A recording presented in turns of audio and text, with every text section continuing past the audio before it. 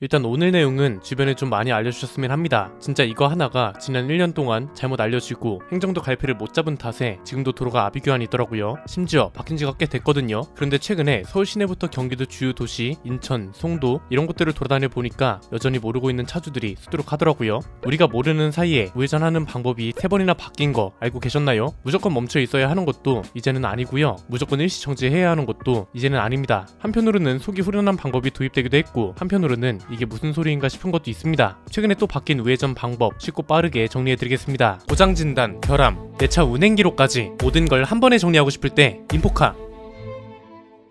우회전 방법이 여러 번 바뀐 이후에 지금은 계도 기간인 걸로 알려져 있죠. 그런데 이미 단속은 시작됐다는 거 알고 계셨나요? 지금 보시는 것처럼 보행자가 있는데 신호 위반을 하면서 우회전을 하거나 우회전 정지 신호를 무시하면 경찰이 단속을 합니다. 지금 이게 상당히 뒤죽박죽입니다. 어느 신호에 멈춰야 하고 언제 가야 하고 언제 가면 안 되고 이런 걸 헷갈려하는 분들이 굉장히 많습니다. 그래서 가도 되는데 안 가는 사람, 가도 되는 걸 알아서 경적을 울려주는 사람, 뒷차가 경적을 울려서 짜증나는 사람, 이런 모든 경우의 수가 생기고 있는 거죠. 그럴 수밖에 없습니다. 1년이 채 안 되는 시간 동안 우회전하는 방법이 3번이나 바뀌었거든요. 오늘 이 내용을 보시는 분들은 잘 숙지하시고 주변에 또 많이 알려주시는 게 중요할 것 같습니다. 잘못하면 처음에 나왔던 방법하고 최근에 나온 새 방법하고 모든 게 섞여서 도로가 더 아비규환이 될 수도 있습니다. 3가지로 정리해드리겠습니다. 첫 번째는 최근 몇 개월 동안 우회전하는 방법이 어떻게 바뀌어 왔냐는 겁니다. 일단 제일 많이 알고 계시는 게 가장 처음에 나왔던 내용일 겁니다. 작년 7월쯤 한창 이슈였죠. 이게 가장 논란이 많은 내용이기도 했는데요. 코너를 돈 다음에 일시 정지를 하는 것까지는 괜찮은데 보행자가 인도에 있어도 멈추고 신호등이 없는 횡단보도에서는 보행자는 횡단을 기다리는 사람이 없어도 일시정지 하라는 식으로 말이 나왔기 때문이었습니다. 이것 때문에 가장 많이 나왔던 반발이 무단 횡단자는 왜 그대로 두냐는 것이기도 했고요. 이렇게 논란이 되고 있는 와중에 어쨌든 위반하면 범칙금이 나온다고 하니까 운전자들이 죄다 우회전만 했다 하면 일시정지를 하기 시작했습니다. 심지어 보행자 신호가 빨간불로 바뀔 때까지 기다리는 운전자들도 많아졌고요. 그러는 동안 개정안이 하나 등장했죠. 이게 얼마 전에 나온 건데 전방 차량 신호가 적색인 경우랑 녹색인 경우로 나뉘어서 내용이 나왔습니다. 문제는 경우의 수가 5가지나 된다는 거였는데요. 전방 차량 신호가 적색이고 횡단보도가 녹색인 경우에는 일시 정지한 다음에 우회전이 가능하다고 했고, 횡단보도가 적색인 경우에는 일시 정지 없이 서행하면서 우회전이 가능한 걸로 바뀌었습니다. 그리고 전방 신호가 녹색인 경우를 보면 우회전 후에 마주하는 횡단보도가 녹색인 경우에 보행자가 있으면 일시 정지, 보행자가 없으면 서행하면서 운전하는 걸로 바뀌었고, 동일한 조건에서 횡단보도가 적색이면 서행하면서 우회전이 가능한 걸로 바뀌기도 했습니다. 처음에 나왔던 내용이랑 달랐던 점은 좀 더 유연해졌다는 거였습니다. 사람이 있다고 해서 무조건 일시 정지하는 게 아니라 횡단보도에 보행자가 있냐 없냐, 횡단보도 신호에 녹색이냐 적색이냐를 기준으로 두면서 5가지의 경우의 수가 나오게 된 겁니다. 그런데 제가 지난번에 이 내용을 소개해드리면서 뭐가 됐든 그냥 일시정지하는 게 좋다고 말씀드렸던 거 기억하시나요? 이유는 간단했습니다. 횡단보도 신호가 어떻든 일시정지라는 조건이 존재하고, 만약에 일시정지를 안 해도 되는 상황에서 우회전을 하다가 보행자를 치면 운전자가 독박을 쓰는 경우가 많기 때문이었죠. 그래서 신호등 색깔이 어떻든 일시정지를 한 다음에 가는 게 가장 안전하고 가장 논란이 없는 방법이라고 말씀드렸던 겁니다. 이러니까 차주들은 혼란인 겁니다. 이건 대체 멈추라는 건지 가도 된다는 건지 너무 헷갈리잖아요. 그래서 지금도 어떤 차는 멈추고 어떤 차는 가고 뒤죽박죽인 거고요. 이게 너무 논란이 돼서 그런 건지 지난달 말쯤에 또 한 번 내용이 바뀌었습니다. 이번엔 경우의 수를 아예 2가지로 줄여버렸습니다. 어떻게 됐냐면 가장 큰 기준을 전방 차량 신호로 두고 있는 게 포인트입니다. 전방 차량 신호가 녹색이냐 적색이냐 이거에 따라 달라지는데요. 횡단보도 신호는 신경 쓰지 말고 전방 차량 신호만 신경 쓰면 된다 이겁니다. 전방 신호가 적색일 경우에는 무조건 일시 정지를 해야 합니다. 왜냐면 차량 신호가 적색이면 횡단보도는 대부분 녹색인 경우가 많잖아요. 그래서 일단 일시 정지를 무조건 하고요. 전방이나 우회전했을 때 만나는 횡단보도에 보행자가 있으면 다 건널 때까지 기다리고, 보행자가 없으면 우회전을 해도 된다고 합니다. 그러니까 횡단보도가 녹색이더라도 보행자가 없으면 우회전을 해도 된다는 겁니다. 이제는 횡단보도 녹색불이 빨간불이 될 때까지 기다릴 필요가 없다는 거죠. 그리고 전방 차량 신호가 녹색일 경우에는 일시 정지를 하지 않아도 됩니다. 왜냐면 차량 신호가 녹색이라는 건 정지선 앞에 있는 횡단보도는 적색 신호란 거잖아요.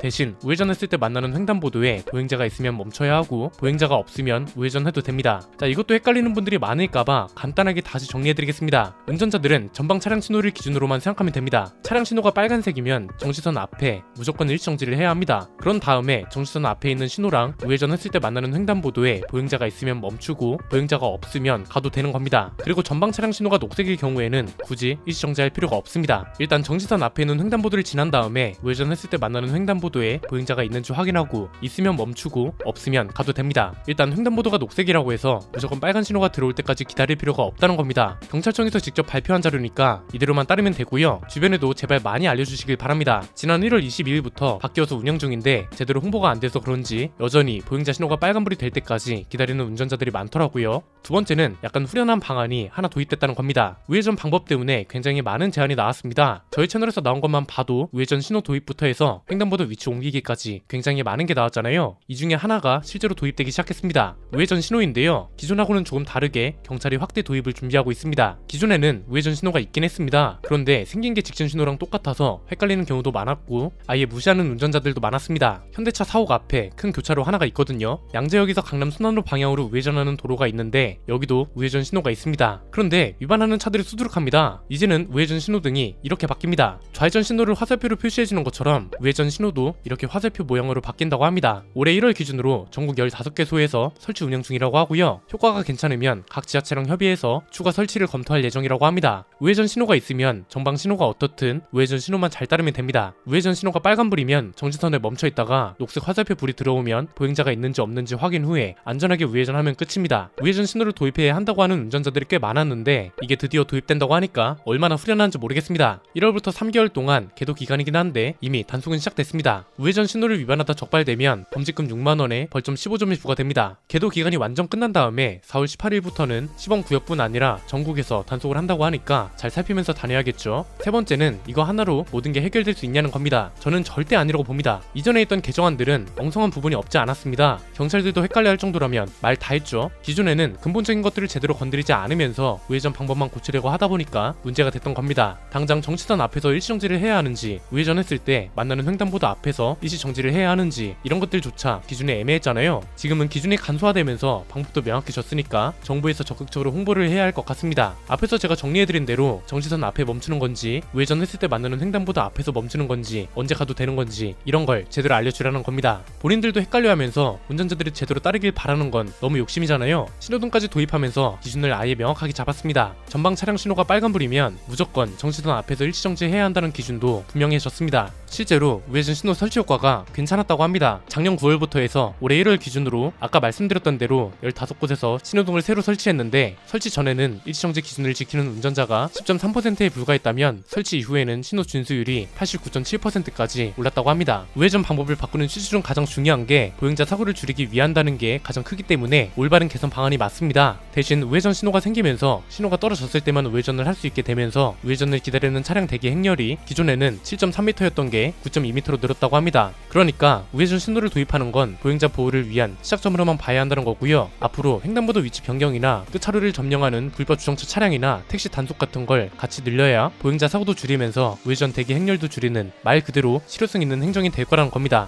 횡단보도를 옮기는 건 지난번에도 말씀드렸죠. 50m, 100m 이렇게 옮기는 게 아니고 그래봤자 5m에서 10m 정도만 옮기자는 거라고요. 이렇게 되면 보행자가 A필러에 가릴 일도 없고 횡단보도 앞에 차들이 대기할 수 있는 공간도 생기니까 끝차로에 우회전을 대기하는 차들이 몰릴 일도 적어지는 거죠. 그래서 우회전 신호 효과를 제대로 검증한 뒤에 이걸 전국에 늘린과 동시에 횡단보도 위치도 조금씩 수정해 가면 완벽한 행정이 되지 않을까 싶습니다. 그런데 여기서 중요한 건 우회전 변경 방법에 대해서만 논한다면 여기까지만 해도 충분하고요. 보행자 보호를 위해선 더 근본적인 것부터 건드려야 한다고 봅니다. 이게 뭐냐면 횡단보도가 아닌 곳에서 횡단하다가 일어난 교통사고, 한마디로 무단횡단 교통사고가 얼마나 되는지를 나타낸 겁니다. 여전히 6,000건이 훌쩍 넘고요. 사망자 수도 337명에 달합니다. 전체 보행사고 중에 차지하는 비율도 17%나 됩니다. 자꾸 자동차랑 사람을 누가 더 강하고 누구는 약자다 이런 식으로 표현하는데 이것부터 잘못됐다고 봅니다. 이걸 반대로 이상하게 해석해서 사람이 자동차보다 우월하다 이런 식으로 해석하는 사람들도 있잖아요. 그래서 차가 오는지도 안 보고 횡단을 하거나 왕복 8차로나 되는 큰 도로에서 무단 횡단을 하거나 차가 오는 걸 보고도 비키지 않는 사람들도 많은 거죠. 사회 구성원들 모두가 추구하는 건 보행자 사고를 줄이는 거지 보행자가 자동차한테 갑질하자는 게 아닙니다. 운전자도 내리면 보행자라고 하는데 반대로 보행자도 차를 타면 운전자가 됩니다. 무단횡단 자체가 굉장히 위험한 행동이고 책임져야 하는 행위라는 걸 제대로 알릴 필요가 있습니다. 요즘은 무단횡단하는 사람이 자동차보다 과실 비율이 높게 나오는 경우도 많아졌다고는 합니다. 그런데 여전히 무단횡단 사고가 발생하고 있고 그렇기 때문에 무단횡단에 대한 처벌도 당연히 올려야 한다는 거죠. 이게 진짜 보행자를 위한 행정 아닐까요? 교육 과정도 다시 손봤으면 합니다. 제가 학생일 때만 해도 유치원이나 학교에서 횡단보도 건너는 법 같은 걸 따로 교육을 받았거든요. 교통안전공단이나 관련 시설에 가서 직접 체험도 하고 했는데 요즘은 이런 게 잘 없는 것 같더라고요. 사고라는 건 피하는 게 가장 좋습니다. 그런데 그런데 피하지 못하는 사고들이 분명 있습니다. 예를 들어서 차를 보고 불나방처럼 사람이 뛰어들면 이건 운전자가 피할 겨를조차 없습니다. 보행자 사고 줄이기라는 걸 우회전 방법 바꾸기 하나만으로 잡으려 하지 말고요. 우회전 방법을 바꿨으면 횡단보도 위치부터 시작해서 불법 주정차 차량들을 어떻게 단속하고 주차 문제는 또 어떻게 해결해야 할지 이런 다양한 시각에서 논의가 되어야 한다고 봅니다. 이런 조치를 모두 취했는데도 안전운전하는 사람들이 피해를 보는 경우가 있고 이건 사고를 당한 사람이나 낸 사람이나 모두가 불행해지는 거라서 나무가 아니라 숲을 보는 행정이 나왔으면 하는 바람입니다. 오늘 내용은 여기까지입니다. 내용이 유익하셨다면 구독과 좋아요 알림 설정 부탁드립니다. 지금까지 저는 안피디였습니다. 감사합니다.